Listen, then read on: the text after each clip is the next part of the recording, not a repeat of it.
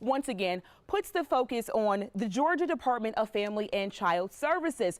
Hope for joining me now. Hope to talk about some of these cases that looked at not only this case, Ron, but how another child's death really puts these policies in the spotlight.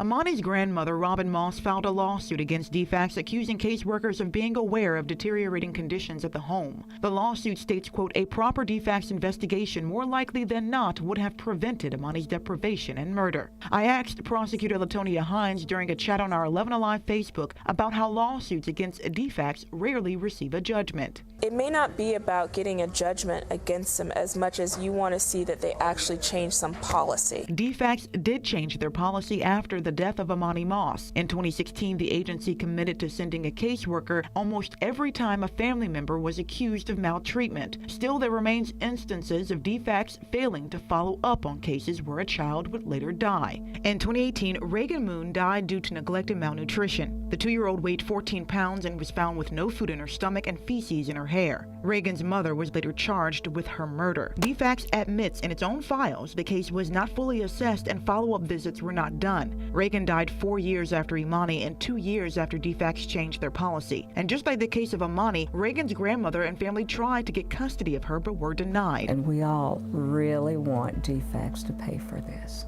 Hines explains it's extremely difficult for grandparents or other family members to take custody of a child without support from DFACS or the juvenile court system. It requires somebody to finally say that these parents' rights need to be terminated. All of this was just so difficult to listen to. Now, Hines mentioned that most of this abuse was able to be hidden because Emani was homeschooled for about the last 3 months of her life. Yeah, so there was a bill that was introduced earlier this year that would kind of prohibit parents from taking their children out of school without some of those additional checks and balances. All right, Hope, now tell us more about the other 2 children that this case involved in Effingham County, right? So this bill came to be after those 2 children died in Effingham County. So that bill was introduced, that bill has passed, and now it's just waiting for the governor to sign it. And just for a little bit of extra perspective here, we posted this story on our Facebook page, and reading through hundreds of comments, there's just a lot of people disgusted by all of these cases. All right, thank you so much, Hope. So